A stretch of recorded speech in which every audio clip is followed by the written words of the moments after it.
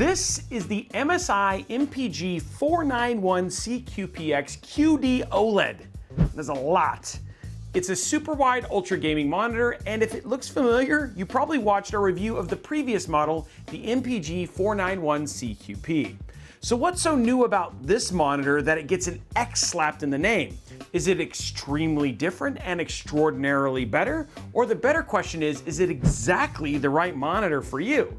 Stick around because we're going to talk about that all right here, right now on Robeytech, after a word from our sponsor. This video is brought to you by our official Robeytech build mat. If you've been watching the channel for a while, you'll probably recognize it. We love these things. They're super thick and durable, and they're absolutely huge in size, measuring at 5.5 millimeters thick and 24 by 48 inches wide. This one that we have right here, man, this has been in the studio for like 4 years, and it's still holding up great, no problem. We've also included all sorts of useful graphics showing different PC form factor sizes, including schematic diagrams and connectors you'll encounter probably during your PC build. Not to mention, there's plenty of open space for screw and tool organization. We designed it like this so no matter what skill level of builder you are, it could be a helpful tool for pretty much everyone. Now, you can find these build mounts for sale on our Newegg store, and it's a great way to support us directly if you enjoy the content we make. Thank you so much for your support, and let's get back to the video. This is one audaciously large monitor, but you knew that already, and so did we. We just wrapped up our review of the previous model a few months back, and honestly, there is a lot that's the same between the MPG 491CQP and the MPG 491CQPX. That's not to say that this is a boring release or that this monitor hasn't improved over the previous generation. MSI did make some meaningful changes that take away from some of our critiques of the other one. But what we want to know is whether or not those differences are worth the $300 plus price gap between the two monitors. So because there is a lot that's the same between these monitors, we're going to take a bit of a different approach with this review. We're going to share specs and details, but we're going to share them in light of what's changed. As always, we'll share what we liked and didn't like along the way, and we're going to talk about the experience of swapping out a dual monitor setup for a super ultra-wide. But before we dive in, we want to say a huge thank you to MSI for letting us borrow the MSI MPG 491CQPX QD-OLED super ultra-wide gaming monitor for this review. Take a breath. And we're going to be calling it the monitor for the rest of this review for the sake of my breathing. Okay, let's start with a bit of an overview of what we're looking at here. From a price standpoint, the monitor retails for about $1,100, which positions it near other similarly spec'd 49-inch OLED monitors. This was the launch price of its predecessor, but since this is the new hotness, this monitor has stepped into its price point while the former model got discounted down to $800. But if you look down the spec sheet for these two monitors, you're going to see a lot of the same info. Same physical dimensions, same 32:9 aspect ratio, same 5120x1440p panel resolution, same tilt adjustments, same ports with a slight bump in power delivery, and same 47-inch or 119.5 centimeter wingspan with a slight curve. So just like we said in our other review, you're going to need a little over 4 feet of desktop space for this monitor to occupy it safely. And trust me when I say you're going to need a lot of space. Now, just to be transparent here, we did get a bit mixed up on the weight in our last review. We accidentally listed the gross weight as the weight with both panel and stand, which is partially correct if we also mentioned that the box, the packing materials, and cables were also included in that. So the actual weight of this monitor itself is around 23 pounds or 10.6 kilograms. Assembly is just as simple as before. The monitor has a slim base that secures into the vertical stand with a screw that you can tighten by hand or with a Phillips head screwdriver. Once that's in place, the stand has a few tabs that slide right into the back of the monitor alongside a latch, and then you get a good solid click and you're good to go. Now, when we start looking closer at the specs, the monitor makes a few meaningful updates. We're going to list out the monitor's details on screen, but I want to point out a few changes. The first is the upgrade to the refresh rate. This was something that we had a couple of comments on in our other review. There was definitely a generational jump from 144 Hz up to 240 Hz. Now, if you watched our guide to super ultra-wide monitors we put out last year, you'll remember that driving a super ultra-wide monitor is more, more difficult. Our test bench for the video was using a 14700K with an RTX 4070 Ti Super, and that averaged between 100 to 144 frames per second on most of our tested titles. So if you're a gamer with a more powerful GPU than a 4070 Ti Super, or you're planning on using AMD's Fluid Motion frames or NVIDIA's frame generation or multi-frame gen, having the extra refresh rate is actually nice. What's also nice is that MSI updated the adaptive sync to meet the criteria of NVIDIA G-Sync compatibility standards. This does actually solve the adaptive sync issues that we were experiencing with the non-X model that we looked at last. Now, the only other noteworthy change here is that extra 8 watts of power delivery via USB-C and a peak 1000 nit setting for maximum display brightness. And in case you were worried about a new model changing MSI's warranty or OLED Care options, nope, those are all the same. Still has a 3-year burn-in warranty and the same MSI OLED Care 2.0 options. Pixel shift, pixel protect, it's got the graphene film, heat sink, the whole 9 yards. So with so much of the same, what was the actual experience like? The thing that we loved about the non-X model is the same things we love about this one. The OLED was nice and bright with incredibly vibrant colors out of the box, almost to the point of oversaturation.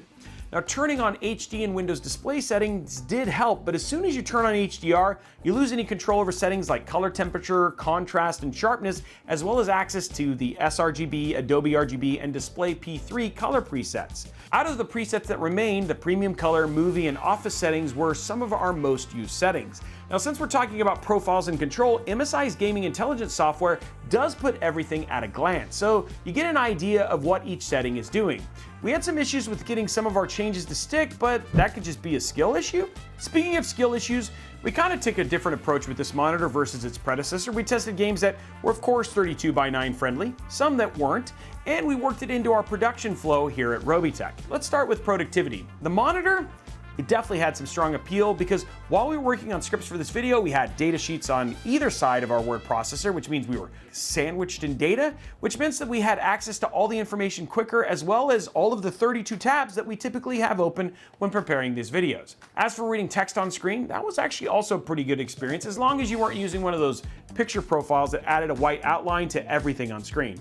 Trying to read anything with that enabled was actually painful. But what wasn't painful was the glare off of the panel. We tested the monitor out in a super well lit room with and without overhead lighting and direct sunlight. There was never a time when we noticed any reflections that detracted from the experience, though we did notice a bit of color bleed over in the darker settings. We also did look at our colors and all of the other settings using ISO monitor testing, and the gradients, they weren't quite as smooth as what we've seen on other monitors, but also not terrible.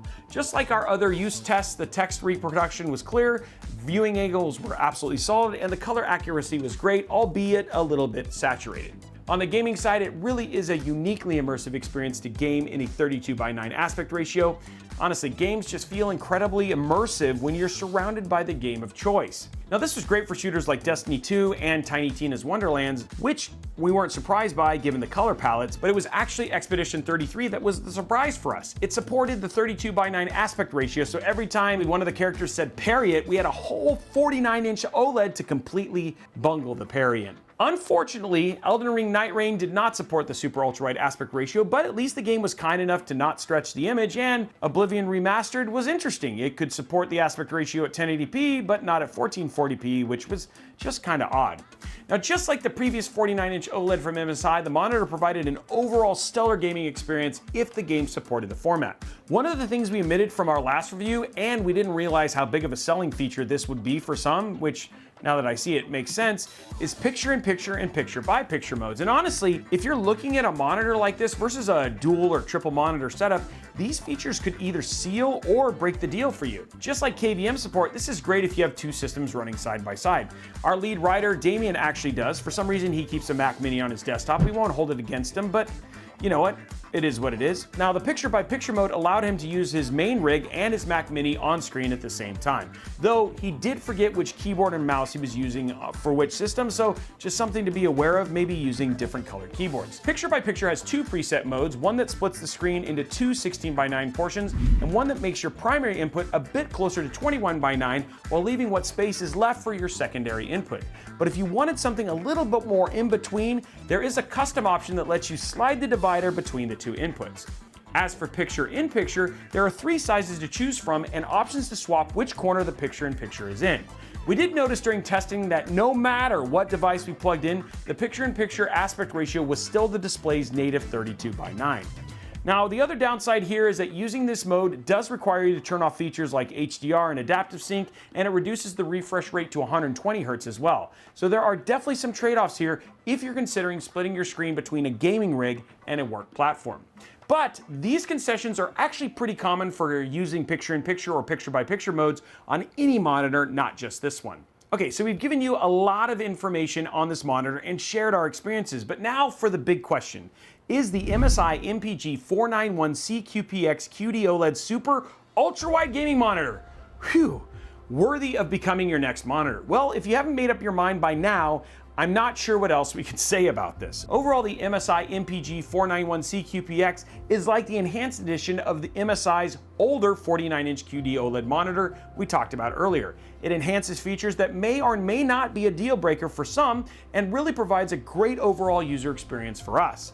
While it has limitations in some areas like depth of color and light bleed over, those areas may not be as crucial to users like you. So for us, we still love the things we loved about the previous model and appreciate the additions. However, we fully acknowledge that adding $300 for a slightly better monitor is a big ask, but only you can decide whether that's a big ask to you or if that $300 will be the difference between getting the experience you're looking for versus settling for something that's good enough, but not as great as it could be.